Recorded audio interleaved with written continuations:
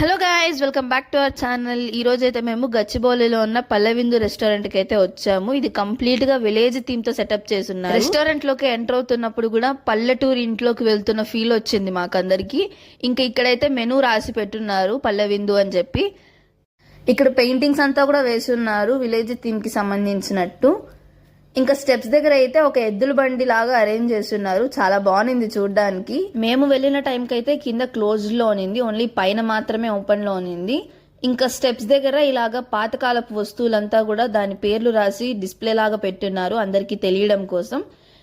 Steps కంతా ఇలాగ ముగ్గులు వేసి కంప్లీట్ గా విలేజ్ అట్మాస్ఫియర్ అయితే వచ్చింది మాకు. ఇంకా ఫుడ్ పరంగా అయితే యావరేజ్ గానే ఉంది.